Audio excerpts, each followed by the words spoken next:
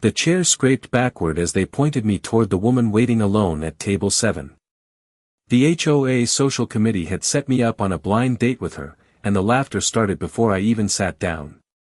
Someone had placed my private childcare form beside her plate like a joke, with my daughter's emergency contact number showing under the restaurant lights.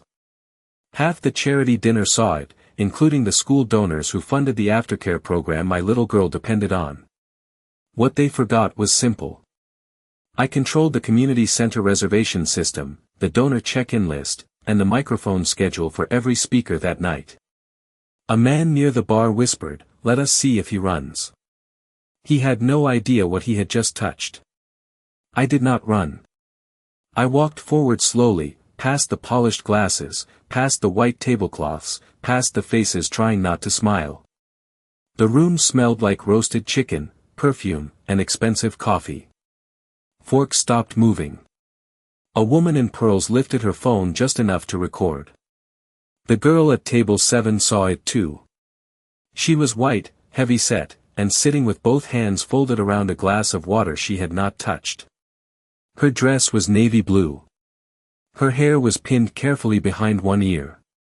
Her eyes stayed lowered, but her shoulders had already learned the shape of being laughed at. I was Darius Walker, 37 years old, a black single father, and I had come to that restaurant because Madison from the HOA office said it was a quiet dinner with someone kind. She did not mention the room full of people waiting to watch my reaction. She did not mention the folded betting slips near the dessert table. She did not mention my daughter's name being used as entertainment. That part changed the air in my chest. I reached the table and looked down at the printed card beside Emily Carter's plate. Single dad. Maintenance worker. Widowed. Need someone patient. The word sat there in black ink, soft on paper, sharp in my ribs. Emily reached for the card before I could. Her fingers trembled once. "I am sorry," she said, barely above the music. I did not know they did that. The laughter near the bar thinned. Not stopped. Just thinned. Madison stood by the host's stand with a smile frozen on her face. She expected embarrassment. Maybe anger. Maybe me turning around and giving them the ending they had planned. Instead, I picked up the card, folded it once, and slid it into my coat pocket. Then I pulled out the chair across from Emily and sat down. The room lost its breath. Emily looked up for the first time. Her eyes were brown, wet at the edges, but steady enough to meet mine. "You do not have to do this," she whispered. I placed my napkin across my lap. "Neither do you."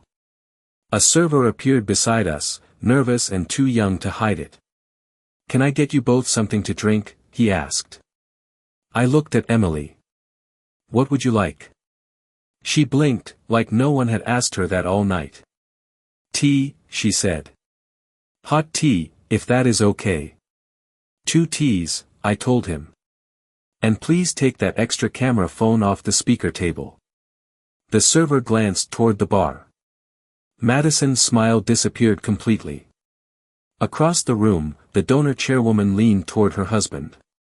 The first row of guests stopped pretending this was harmless. The microphone stand near the small stage gave a soft electric hum. I knew that sound. I had set up the equipment myself before dinner. The whole room was waiting for me to be cruel. Instead, I reached across the table and turned Emily's water glass slightly, so the overhead light stopped hitting her face. She noticed. So did everyone else. Then Emily asked why I stayed. Emily kept her eyes on me for a second longer. The restaurant noise felt distant. Glasses clinked somewhere near the bar. A server dropped a fork, and the sharp sound echoed across the room. "Why did you stay?" she asked. The steam from the tea had not arrived yet. Her water glass sat between us. Tiny drops of condensation slid down the side. I looked at her, not the people watching us. "Because you are sitting here too." She blinked once. Then she looked down at the tablecloth. A few seats away, someone whispered. Another person laughed softly before being shushed. The room was still trying to decide what kind of story this was going to be. Emily twisted the corner of her napkin between her fingers. Not fast. Not nervous. Enough to draw attention. Just a habit. The kind people develop after years of sitting through uncomfortable moments. Most people leave, she said. Or they make an excuse. The server returned with 2 cups of tea. The scent of chamomile drifted upward. He placed them carefully on the table and hurried away. That sounds like experience talking, I said. A small smile touched her face. It disappeared almost immediately. It is. A silence settled between us. Not awkward. Just honest. Around us, silverware scraped against plates. The charity dinner continued. Yet I could feel people paying more attention to our table than to the event itself. Emily wrapped both hands around her cup. Madison told me this was a community networking dinner. I nodded slowly. She told me something similar. That earned a real smile. Tiny. Brief. Real. Across the room, Madison looked away the moment our eyes met. Another mini hook surfaced in my mind. If Emily had been misled too, then neither of us was the joke's author. We were both the target. Emily stared into her tea. I almost left when I walked in. What stopped you? She let out a quiet breath. I was tired of leaving first. Those words landed harder than she probably intended. The overhead lights reflected in the tea between us. For a moment I saw my daughter, Ava. Not physically. Just a memory. The way she looked after a difficult day at school. The way people sometimes assume things about her before speaking to her. I understand that, I said. Emily studied my face. Do you? More than you think. The music changed. A piano melody drifted through hidden speakers. Softer now. Slower. Several tables resumed their conversations. A few people finally gave up waiting for a public disaster. Others stayed locked on us. Emily noticed them too. They are disappointed, she said. About what? Nothing embarrassing has happened. I laughed before I could stop myself. The sound surprised both of us. Then, unexpectedly, Emily laughed too. It was not loud. Just enough to break something heavy that had been hanging over the table since I arrived. A donor couple nearby glanced over. They looked confused. That almost made me laugh. Again. Can I ask you something? Emily said. Sure. The card said you have a daughter. I nodded. 8 years old. Her expression softened immediately. What is her name? Ava. That is beautiful. No hesitation. No performance. Just sincerity. Another detail caught my attention. Every time my daughter came up, Emily listened differently. Closer. Warmer. The room faded a little more. Do you have children? I asked. Emily lowered her eyes to her cup. The smile disappeared. Not from embarrassment. From something deeper. She traced the rim of the mug with one finger. Then she took a slow breath. It looked like the answer carried more weight than the question. She finally looked back up at me. That is complicated, she said. Emily looked down at her tea for a few seconds. The steam curled between us and disappeared into the warm restaurant air. Around the room, conversations rose and fell like distant waves. Somebody laughed near the dessert table. Somebody else dropped a spoon. Life kept moving, but our corner of the room felt separate now. Complicated how? I asked. She rubbed her thumb against the handle of her cup. I always wanted children. Her voice stayed steady. It just never happened. I nodded. I did not rush to fill the silence. Most people were too quick to talk when they felt uncomfortable. Emily seemed used to that. She glanced toward the large windows overlooking the parking lot. The glass reflected the dining room lights back into the room. "A few years ago, I was engaged," she said. "We picked names. We talked about schools. We talked about everything." She smiled faintly. It lasted less than a second. Then one day he decided he wanted a different future. The piano music drifted softly overhead. A server carried a tray of drinks past our table. I noticed Emily waiting for a reaction. Maybe sympathy. Maybe pity. I gave her neither. "That must have hurt," I said. She looked surprised. Not because of the words. Because I stopped there. No advice. No lecture. No attempt to fix it. Just acknowledgement. "It did," she said quietly. A few tables away, Madison was pretending to listen to another guest. Every few moments she glanced in our direction. She was still waiting for the evening to collapse into something entertaining. Instead, the opposite was happening. Emily took a sip of tea. "What about you?" she asked. "The card told half your story." I laughed softly.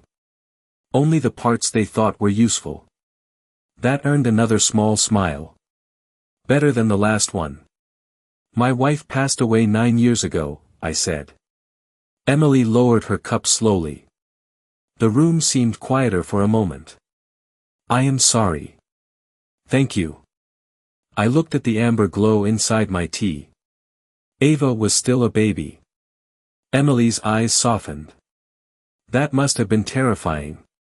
This time it was my turn to be surprised. Most people jumped straight to strength. They told me how brave I must have been.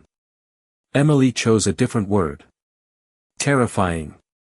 The honest one. "Yeah," I said. "It was." We sat with that truth for a moment. No performance. No competition over who had suffered more. Just two people sharing pieces of their lives. Another mini hook slipped into the conversation naturally. "How old is Ava now?" Emily asked. 8.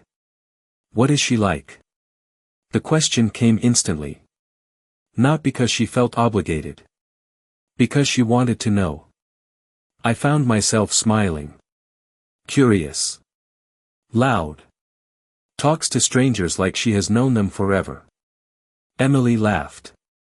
A real laugh this time. Warm. Unforced. Several people nearby turned their heads. The sound seemed to surprise them. Maybe they expected tears. Maybe they expected rejection. They certainly did not expect laughter. "She sounds wonderful," Emily said. "She is." I pulled out my phone and opened a recent picture.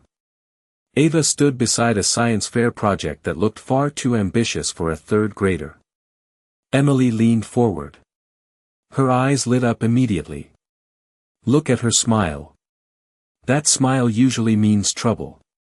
Emily laughed again. This time I laughed with her. Something shifted around the table.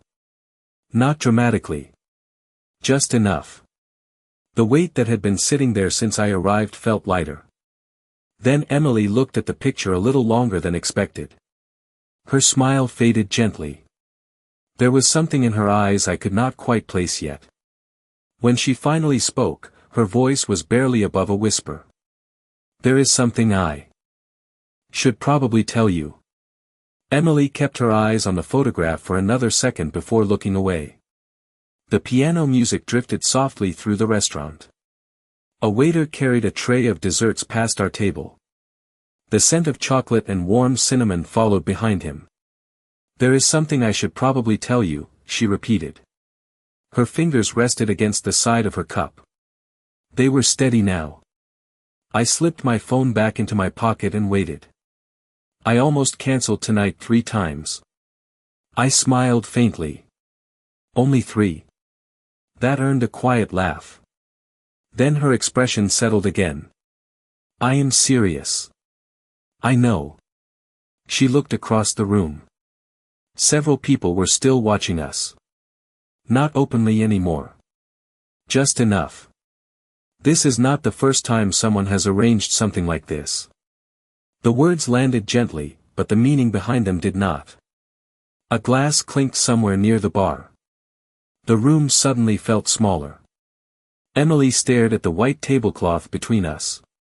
Sometimes people think they are being helpful. She paused.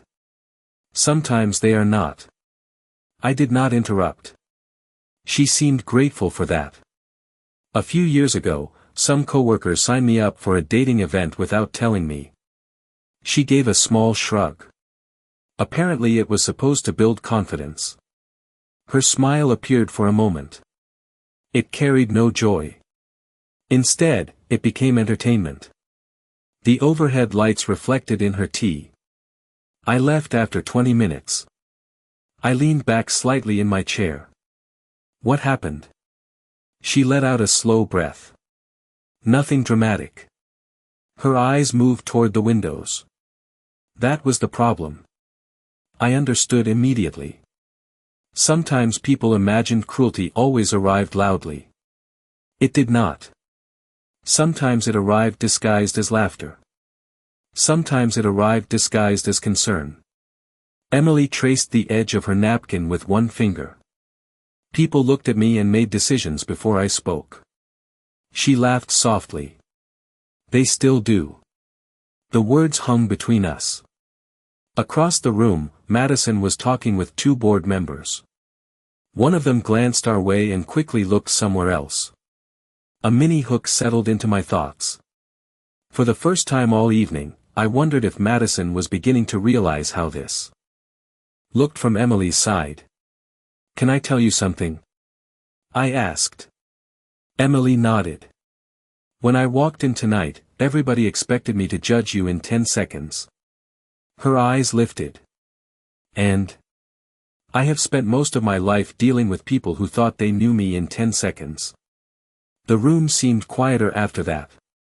Not silent. Just softer. Emily studied my face carefully. Because you are black? She asked. I nodded once. There was no bitterness in the question. No hesitation. Just honesty. Partly because of that, I said. Partly because I became a single father young. People love shortcuts. She smiled sadly. That they do. A server refilled our water glasses. Neither of us spoke until he left. The dinner crowd had shifted. Conversations were returning to normal. Yet every now and then I caught someone looking over. The story they expected was refusing to happen. Emily noticed it too. You know what is funny? She asked. What? They still think they are watching a date. I laughed. What are they actually watching? She tilted her head slightly. Two people having a conversation. For some reason, that answer stayed with me. Simple. True. Rare. We sat there for another minute. The tea had cooled. The piano melody changed again. Then movement near the entrance caught Emily's attention. Her posture stiffened slightly. Not fear. Recognition. I followed her gaze. A woman had just entered the restaurant carrying a small stack of children's books against her chest. Emily's expression changed immediately. That was the first time I saw her light up completely. Then she quietly said a name I had never heard before. Rachel, Emily said softly. The woman carrying the books looked toward our table. Her face brightened immediately. She changed direction and walked over. The stack of children's books rested against her sweater. A few colorful bookmarks stuck out from the top. Emily, she said. I was hoping you made it tonight. Her voice carried the easy warmth of someone who genuinely liked the person she was greeting. Emily stood and gave her a quick hug. The difference in her posture was impossible to miss. The guarded look I had seen all evening disappeared for a moment. "Rachel, this is Darius," Emily said. "Darius, this is Rachel Simmons." Rachel smiled and offered her hand. "Nice to meet you." "You too." Her eyes moved between us. Then she glanced around the room. It did not take a genius to understand what had happened here. A few people quickly looked away when she caught them staring. Rachel's smile faded slightly. "I see." Emily let out a quiet sigh. "Yeah." Rachel shifted the books in her arms. "Well, for what it is worth, they picked the wrong person to underestimate."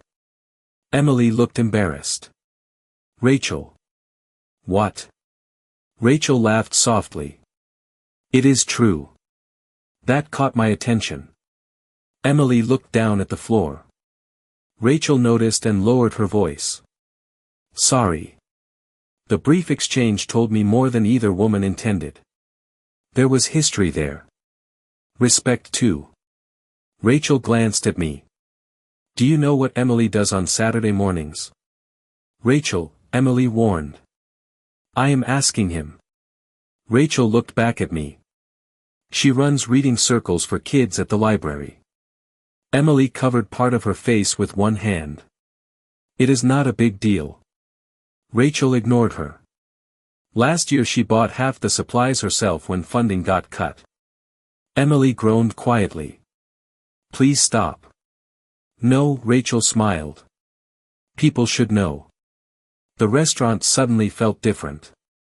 Earlier, people had been looking at Emily. Now they were listening. That was not the same thing. Rachel continued.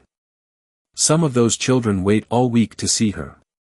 Emily's cheeks turned red. She stared at her tea. I looked at the woman sitting across from me. The woman everyone expected me to dismiss. The woman who had spent most of the evening apologizing for existing. A mini hook formed in my mind. How much else had nobody bothered to learn about her? Rachel checked her watch. "I should get these books upstairs." She nodded toward the banquet room used for the children's charity auction. "Good seeing you." Then she looked at Emily. "Call me tomorrow." "I will." Rachel turned to leave. After a few steps she stopped and looked back. "And Emily?" "Yeah." Rachel smiled. "You deserve better than this room." Then she walked away. Neither of us spoke for a few seconds. The piano music continued. Someone applauded near the stage as another speaker finished a fundraising announcement. Emily stared into her tea. She always does that. "What?" "Says nice things when I do not want attention." "Maybe because they are true." Emily shook her head. Yet I noticed the corner of her mouth trying not to smile. The room around us had changed again. The people watching earlier seemed less confident now. A few guests looked uncomfortable. Others looked thoughtful. Madison had stopped smiling completely. I could feel the shift spreading table by table. Not because anyone was being confronted. Because the story they created was falling apart on its own. Emily lifted her eyes to mine. "Can I ask something personal?" "You can try." She hesitated. Her fingers tightened around the warm cup. Whatever she wanted to ask mattered. Then she took a breath and finally said it. Emily held my gaze for a second after saying she had a personal question. The restaurant lights reflected softly in her eyes. Around us, plates moved, conversations drifted, and the charity dinner continued pretending nothing unusual was happening. Yet our table felt like the center of a very quiet storm. "Go ahead," I said. She nodded slowly. "Why did you really stay?" I almost laughed. "You already asked me that." "Not exactly." She wrapped both hands around her teacup. "I asked before we talked." Her voice softened. "I am asking now." That landed differently. The first question had come from caution. This one came from curiosity. Maybe even hope. I leaned back in my chair and glanced toward the stage. A local business owner was speaking into the microphone. Nobody seemed particularly interested. Half the room was paying attention to other things. Do you want the honest answer? I asked. Please. I took a breath. When I first walked in, I saw a room full of people waiting for a reaction. Emily lowered her eyes briefly. I noticed that too. Then I looked at you. She looked back up. And? You looked like someone who already knew what they expected. The words settled between us. Emily did not speak right away. The piano music had stopped. Soft applause drifted from the stage. Somewhere near the kitchen. Dishes clattered together. Small sounds. Ordinary sounds. Yet they seemed far away now. I did know, she admitted. I could feel it the second I walked through the door. Her fingers tightened around the mug. You start recognizing those situations after a while. I nodded. Same here. She smiled sadly. Different reasons. Maybe. I watched a waiter refill water glasses across the room. Maybe not as different as people think. Emily looked thoughtful after that. A small silence followed. Not uncomfortable. Just full. Then she surprised me. Can I tell you something embarrassing? Sure. When Madison called me about tonight, I spent an hour deciding what to wear. I smiled. That is normal. No, she laughed quietly. You do not understand. She shook her head. I kept trying to find something that would make me look smaller. The smile faded from my face. Emily looked down at her lap. Then I realized I have been doing that most of my life. The words came out calmly. That made them hit harder. A mini hook appeared in the space that followed. For the first time, I realized this was not just about weight. It was about years. Years of shrinking herself before anyone else could do it for her. You know what I noticed? I asked. She looked up. What? You keep talking about what people see. Her expression shifted slightly. Because they do. Maybe. I leaned forward. But Rachel did not describe your appearance once. Emily blinked. What? She talked about the kids. The restaurant noise seemed to fade again. She talked about what you do. Emily looked toward the auction room entrance where Rachel had disappeared earlier. For a moment, she said nothing. Then she looked back at me. Most people do not ask about that. Their loss. A genuine smile appeared. Small. Warm. It stayed this time. Across the room, Madison was speaking with another committee member. Neither looked very comfortable anymore. The energy had changed. The audience they wanted had become witnesses instead. Emily followed my glance. Do you think they feel bad? She asked. Some probably do. And the others? I picked up my tea. It had gone lukewarm. The others are still trying to understand why their joke stopped being funny. Emily laughed before she could stop herself. A nearby couple turned toward us again. The woman looked almost relieved to hear it. The laughter faded into a smile. Then Emily grew quiet. She stared at the folded place card still visible inside my coat pocket. The one that had reduced both of us to a few careless lines. Her eyes lingered there longer than expected. When she finally spoke, her voice was barely above a whisper. You know, there is one thing they got completely wrong about me. Emily kept looking at the folded card inside my coat pocket. The restaurant lights reflected softly against the polished silverware between us. A server passed carrying coffee cups. The smell drifted across the table and disappeared into the larger noise of the dinner. You know, there is one thing they got completely wrong about me, she said. I rested my hands on the table. What is that? She gave a small smile. Not defensive. Not bitter. Just tired. They think I am waiting for someone to rescue me. The answer caught me off guard. Emily looked toward the auction room where children were laughing somewhere beyond the closed doors. People see me and immediately decide what role I play in the story. She shrugged lightly. Usually the sad one. I watched her carefully. And what role do you think you play? That question made her pause. She looked down at her tea. Then back at me. Most days. She smiled faintly. The librarian. I laughed. Fair answer. It is true. Her shoulders relaxed. I spend more time worrying about overdue books than dating. Another laugh slipped out between us. It felt easy now. Natural. Across the room, the charity dinner continued moving forward. Yet the tension that had surrounded our table earlier was fading.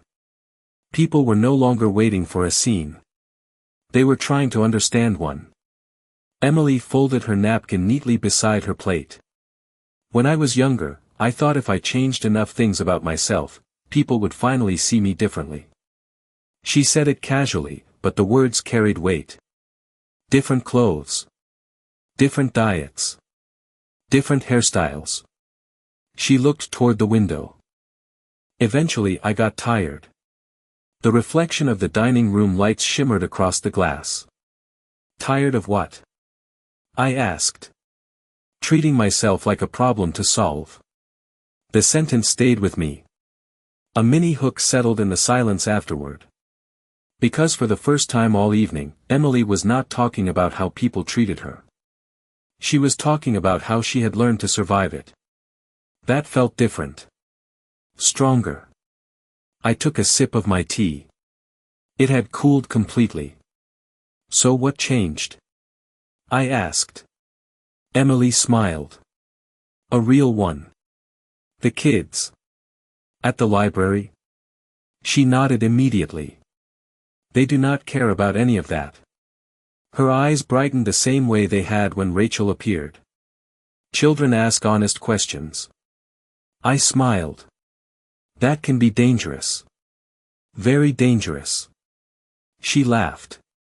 One little boy asked why I always carried snacks in my purse. What did you tell him? I told him because librarians prepare for emergencies. That made both of us laugh. A nearby couple glanced over again. This time the woman smiled back. Emily noticed. So did I. Something was changing beyond our table too. Small. Quiet. But real. What about Ava? Emily asked. What about her? What does she want to be? I did not even have to think. Everything. Emily laughed. That sounds about right. Last month she wanted to be a scientist. And now? A marine biologist who owns a bakery. Emily nearly spilled her tea laughing. The sound turned a few more heads. I noticed something then.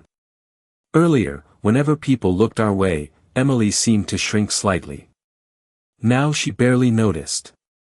Her attention stayed here. In the conversation. In the moment. She sounds incredible, Emily said. She is. I pulled out another picture. Ava wearing oversized safety goggles while holding a tray of badly shaped cookies. Emily leaned forward instantly. The smile on her face appeared before she even realized it. I would absolutely eat those cookies. You would regret it. Probably. We both laughed again. Then Emily looked at the photo a little longer. Her expression softened. Not sadness this time. Something gentler. Thoughtful. I think I would like her, she said quietly. The way she said it made me look up. There was no performance in her voice. No attempt to impress me. Just honesty. For some reason, that mattered. Then movement near the stage caught both our attention at the same time. Movement near the stage caught both our attention at the same time. The charity director had stepped up to the microphone. The soft hum from the speakers rolled through the room. Conversations gradually faded. Glasses settled onto tables. Chairs shifted across the polished floor. Emily leaned back in her seat and tucked a strand of hair behind her ear.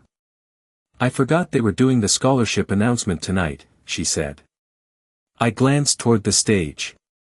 A banner hung behind the podium. The gold letters reflected under the overhead lights. "Important event?" I asked. Emily nodded. "Very." The director began thanking donors. Applause followed every few sentences. Most people listened politely. Some checked their phones. Others returned to quiet conversations. Then I noticed something. Emily was paying attention to every word. Not because she wanted recognition. Because she genuinely cared about the outcome. The difference was easy to see. The director called several names. Local businesses. Community sponsors. Volunteers. Each received a round of applause. Then a young girl appeared near the stage entrance. Maybe 10 years old. She wore a second-hand dress and held a folded piece of paper in both hands. Her shoes looked slightly too large. Emily immediately sat forward. "That is Sophie," she said. "You know her?" Emily smiled. "She comes to the library every week." The little girl climbed onto the stage beside the director. Her hands trembled slightly. The microphone looked enormous compared to her. The room grew quiet. Even the people near the bar stopped talking. Sophie unfolded the paper and began reading. Her voice shook during the first sentence. Then steadied. She thanked the scholarship committee. She thanked the volunteers. She thanked her teachers. Nothing unusual. Then she stopped and looked down at the page. For a second, I thought she had lost her place. Instead, she smiled. "There is one person I want to thank most." The room became still again. Sophie looked toward the audience. "Miss Emily." Emily froze beside me. The director turned toward the crowd. So did everyone else. Sophie pointed directly at our table. "She helped me learn to love reading." Emily's hand moved to her mouth. The little girl continued. "When my mom was working 2 jobs, Miss Emily stayed late so I could finish my homework." A few people shifted in their seats. Sophie looked back at her paper. "She told me stories when I felt scared." Her voice cracked slightly. "She always remembered my favorite books." The room had changed completely now. Nobody was watching Emily because of a blind date anymore. They were watching because a child was talking about her. And every word felt true. Sophie wiped one eye and smiled. She made me feel important. Silence followed. Real silence. The kind that fills a room when nobody wants to interrupt a moment. Emily stared at the stage. Tears gathered in her eyes. She blinked them back quickly. Around us, people lowered their heads. Even the donors who had been whispering earlier seemed uncomfortable now. A mini hook formed naturally in my mind. This was the person they had reduced to a joke. This was the person they thought nobody would choose. Sophie finished speaking. The applause started slowly. Then spread across the room. Within seconds, everyone was standing. The sound echoed against the walls and ceiling. Emily remained seated. She looked overwhelmed. Not by attention. By sincerity. The director motioned toward her. "Miss Carter, would you please stand?" Emily hesitated. Then slowly rose to her feet. The applause grew louder. I looked around the room. Madison stood near the back. Her expression had completely changed. The confidence was gone. In its place sat something closer to regret. Emily sat down again once the applause faded. She laughed softly and wiped beneath one eye. I hate when they do that. I do not think Sophie got the memo. That made her laugh again. The warmth returned to her face. The room felt different now. Lighter. Honest. Then Emily turned toward me and said something that changed everything. Emily turned toward me while the last of the applause faded through the room. The overhead lights caught the moisture still resting near her eyes. She laughed softly and shook her head. I really hate surprises. I am starting to doubt that, I said. That earned another small laugh. The sound felt lighter now. Around us, people slowly returned to their seats. Conversations resumed. Plates moved again. Yet something had shifted. The room no longer felt like an audience waiting for a punchline. It felt like a room full of people reconsidering one. Emily looked down at her folded napkin. Can I tell you a secret? She asked. Sure. She glanced toward the stage where Sophie was now sitting with her family. I almost quit the library 3 years ago. That surprised me. Why? Emily rested her hands around her cup. The tea was cold by now. Neither of us seemed interested in ordering another. Because I got tired. Her voice stayed calm. Not tired of books. Not tired of children. She looked toward the windows. Tired of feeling invisible. The words settled between us. I nodded slowly. She continued. You can spend years helping people and still walk into a room where nobody knows anything about you. The restaurant noise drifted around us. Silverware touched plates.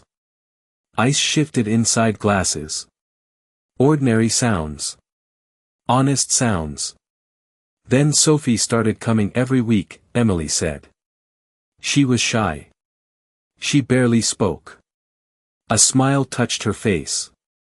The first book she checked out was 6 pages long. And now? Now she reads everything. Pride slipped into her voice before she could hide it. Fantasy. History. Science. Anything. I smiled. Sounds familiar. Emily tilted her head. Ava. Ava. We shared a quiet laugh. A mini hook appeared naturally in the pause that followed. The more Emily talked about other people, the more alive she seemed. Not because she wanted credit. Because she genuinely cared. That was becoming impossible to ignore. Emily noticed me studying her. What? She asked. Nothing. That means something. I smiled. I was just thinking. Dangerous. Very. She laughed again. The warmth in her face remained. What were you thinking? She asked. I glanced around the room. Several guests who had been staring earlier now looked away whenever our eyes met. Madison stood near the back wall speaking quietly with another committee member. Her shoulders seemed smaller somehow.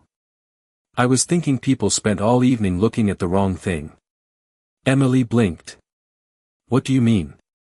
I leaned forward slightly. People looked at your body. The room seemed to soften around us. I looked at how you talk about children. Emily froze. Not dramatically. Just enough. The words landed somewhere deeper than I expected. Neither of us spoke for a moment. The piano player had returned and started another slow melody near the front of the room. Emily stared at the tablecloth. Then she laughed once through her nose and looked away. That is probably the nicest thing anyone has said to me in a long time. It is also true. She swallowed hard. The emotion showed itself only briefly before she steadied again. Across the room, Sophie caught sight of Emily and waved enthusiastically. Emily immediately waved back. The smile that followed came naturally. No hesitation. No self-consciousness. Just joy. I watched it happen. Then I understood something. The people in this room had spent years deciding who Emily was without asking. Tonight they had finally been forced to listen. Emily lowered her hand and looked back at me. There was a question in her eyes now. A different one than before. More personal. More uncertain. Then she quietly asked something nobody else in the room expected. Emily lowered her eyes for a moment before speaking. The piano melody drifted softly across the room. A few guests were beginning to leave their tables, but most remained. The charity dinner had become quieter as the evening moved on. "Can I ask you something nobody has ever answered honestly?" she said.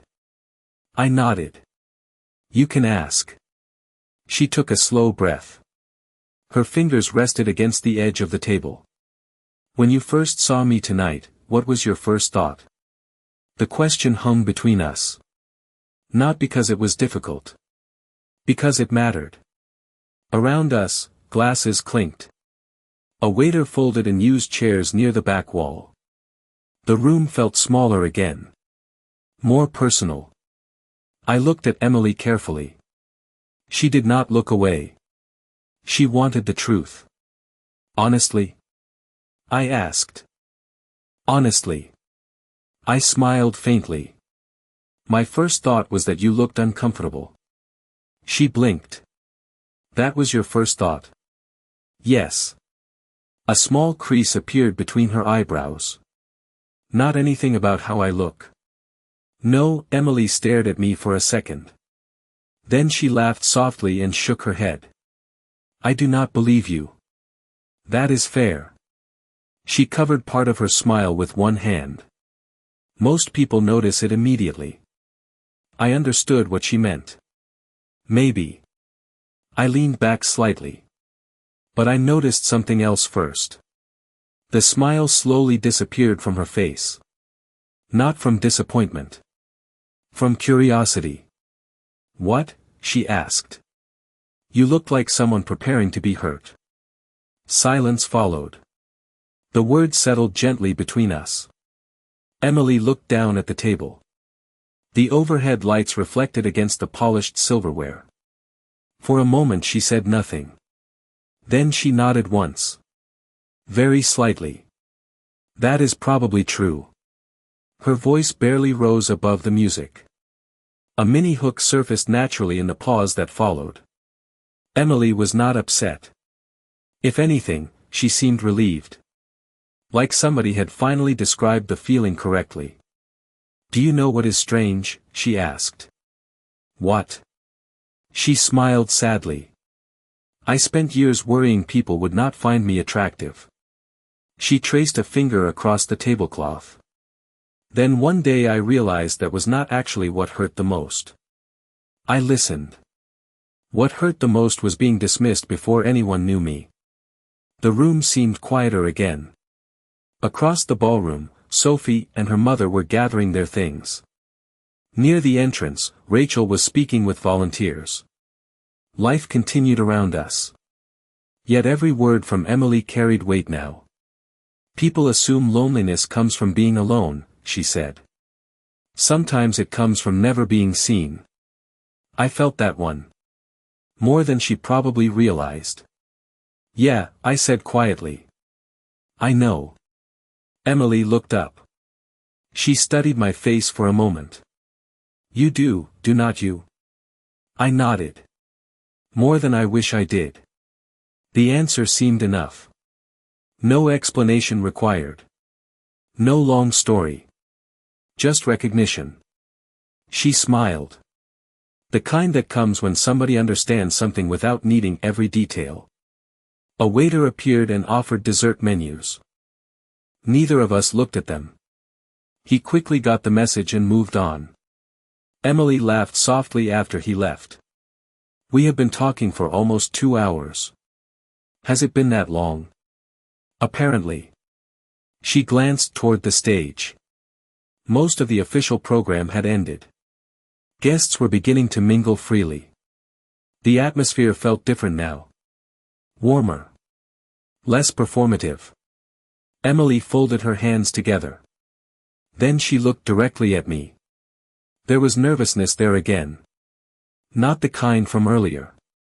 A different kind. Darius, she said carefully, would it be strange if I wanted to meet Ava someday? The question caught me completely off guard. Then I realized why it mattered so much. Emily's question hung in the air between us. The sounds of the restaurant seemed to fade for a moment. A chair scraped across the floor somewhere near the stage. Coffee cups clinked against saucers. Soft conversations drifted through the ballroom. Yet all I could focus on was the look on her face. She was not asking casually. She was not fishing for reassurance. She genuinely wanted to know. I smiled before I answered. No, I said. It would not be strange. Emily blinked. Then she let out a breath she had apparently been holding. Really? Really? The tension in her shoulders eased slightly. Not all at once. Just enough to notice. Most parents are careful about who they introduce their children to. Most parents should be. She nodded. Exactly. I looked toward the picture of Ava still visible on my phone screen. Ava likes kind people. Emily's expression softened immediately. That is a good standard. It has worked so far. A small laugh escaped her. The warmth returned to her face. Around us, more guests were beginning to leave. The official event was winding down. Volunteers folded programs. Staff collected empty glasses. The room carried the tired but peaceful energy that comes after a long evening. Emily rested her elbows lightly on the table. Can I tell you something embarrassing? She asked. You already used that line once. She laughed. This is a different embarrassing thing. Go ahead. She looked down for a second. When Sophie thanked me up there, her voice trailed off. I almost cried. Almost? Emily pointed toward her eyes. You saw that, did not you? A little. She covered her face briefly and laughed. The sound felt genuine. Free. I hate crying in public. Most people do. Not Sophie. Fair point. We sat quietly for a moment. Then Emily looked across the ballroom. Several people who had spent the first hour watching us now avoided eye contact completely. Others offered small polite smiles. The mood had changed. Nobody seemed interested in the joke anymore. Do you think they understand? Emily asked. Who? The people who arranged this. I followed her gaze toward Madison. She stood near the exit speaking with two committee members. Her expression looked uncomfortable. Thoughtful. Maybe both. Some of them probably do, I said. Eventually. Emily nodded slowly. I hope so. A mini hook surfaced in the silence that followed. Earlier, Emily would have been talking about herself. Now she seemed more concerned with whether other people learned something. That told me more about her than any introduction ever could. A volunteer carrying auction forms stopped beside our table. Miss Carter, he said. Sophie wanted me to give you this. He handed her a folded piece of paper. Emily thanked him and carefully opened it. Inside was a crayon drawing. A small library. A smiling librarian. A little girl holding a book. The colors stretched outside the lines in several places. Emily stared at it for a second. Then smiled. She draws me taller every year. I laughed. That seems optimistic. Very. She folded the picture carefully and placed it inside her purse. Not casually. Carefully. Like something valuable. Then she looked back at me.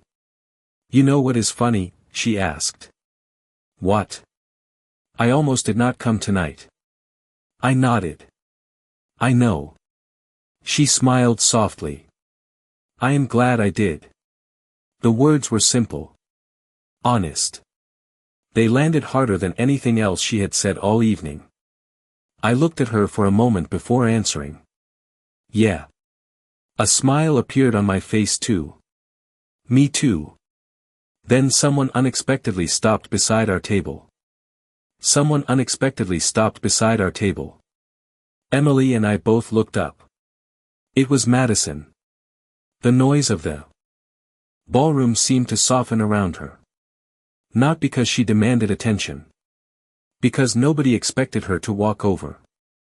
She stood there holding a folded event program in both hands. The confidence she carried earlier was gone.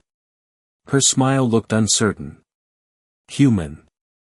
Can I talk to you two for a minute? She asked. Emily glanced at me briefly. Then back at Madison. Sure.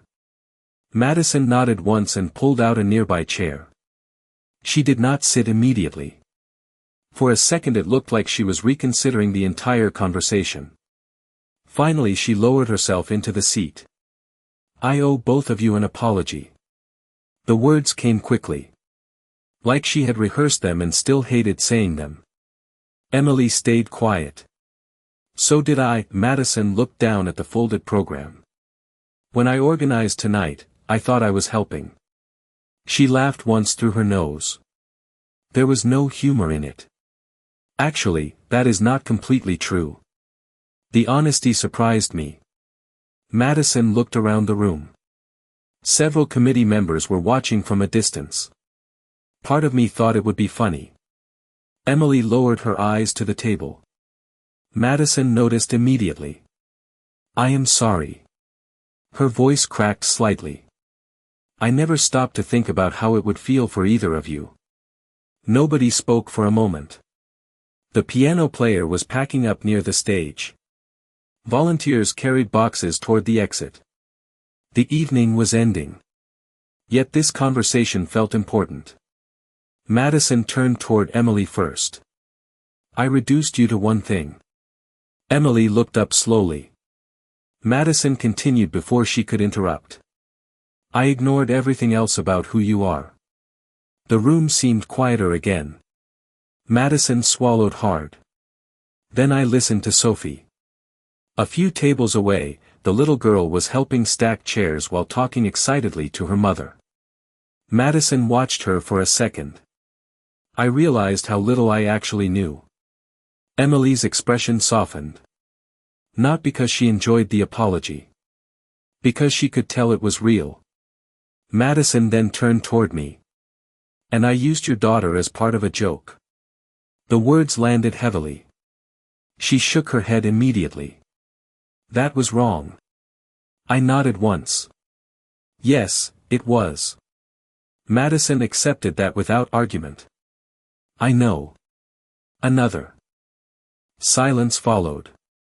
This one felt different. Cleaner. The kind that appears after someone finally says the thing they should have said hours ago. Emily looked toward Madison. Why are you telling us this now? Madison smiled sadly. Because I spent most of tonight waiting for one of you to embarrass the other. She glanced between us. Instead, you embarrassed me. Emily blinked. We did. Without even trying. A small laugh escaped all three of us. It was not a triumphant moment. It was something quieter. Recognition. Madison stood from the chair and straightened the program in her hands. For what it is worth, I am glad I was wrong. She looked at Emily. About a lot of things. Then she looked at me. Take care of that little girl. Always. Madison nodded. After a brief pause, she walked toward the exit. Neither of us stopped her. The ballroom felt lighter once she was gone. Not because someone had been defeated. Because something had finally been understood. Emily watched the doors close behind Madison. Then she turned back toward me. Her eyes were brighter than before. Well, she said softly, that was unexpected. Well, Emily said softly, that was unexpected. I laughed and leaned back in my chair. The ballroom looked different now. Volunteers were stacking chairs near the stage. The piano had stopped. The soft music that remained came from ceiling speakers almost nobody noticed anymore. Empty coffee cups sat forgotten on tables. The evening was ending. That is one way to describe it, I said. Emily smiled. The tension that had followed her into the room hours ago was gone. Not completely. Life did not work that way. But it had loosened its grip. That much was obvious. We sat quietly for a moment watching people gather coats and say their goodbyes. Near the exit, Sophie waved one last time before leaving with her mother. Emily waved back immediately. The little girl grinned and disappeared through the doors. "She is a good kid," Emily said. "She seems to think you are a superhero." Emily laughed. "That makes one of us." "Two." The word slipped out before I could overthink it. Emily looked at me. Not surprised. Just still. The kind of stillness that appears when someone hears something they needed more than they expected. Around us, the room continued emptying. A volunteer switched off one row of lights near the stage. The ballroom became slightly dimmer. Warmer somehow. Emily glanced down at the crayon drawing tucked safely inside her purse. "You know," she said, "for years I kept waiting for some moment when people would finally see me differently. I listened. Tonight was not what I imagined." She smiled softly. "But maybe that is okay." I nodded. Maybe people were never the right place to start. Emily looked thoughtful after that. Then she laughed quietly. "That sounds like something from one of my books. Good books usually become good advice." Fair point. We both stood as a staff member began clearing the last tables. Chairs scraped gently across the floor. Outside the tall windows, the parking lot glowed beneath yellow streetlights. The night felt calm. Unhurried. We walked toward the exit together. No audience now. No whispers. No expectations. Just two people leaving a long evening behind. Near the front doors, Emily stopped. "I should probably head home." Probably. Neither of us moved immediately. That made us both laugh. "So," she said, adjusting the strap of her purse, "if a certain 8-year-old ever wants book recommendations, I happen to know a librarian. I think she would like that." Emily smiled. "Good." The glass doors opened as someone left. Cool night air drifted inside. It carried the scent of fresh rain from somewhere far away. I reached into my pocket and pulled out the folded place card from earlier. The one that had tried to reduce both of us to a few careless lines. I looked at it for a second. Then dropped it into a nearby recycling bin. Emily watched it disappear. Neither of us said anything. We did not need to. Some things deserved to be left behind. Outside, the parking lot was nearly empty. Streetlights reflected against the pavement. Emily looked up at me one last time. "I am really glad I came tonight." I smiled. "Yeah." Then I thought about Sophie. Rachel. Ava. The apology. The laughter. Everything. Me too. Emily headed toward her car, still smiling. I stood there for a moment and watched the taillights fade into the quiet night.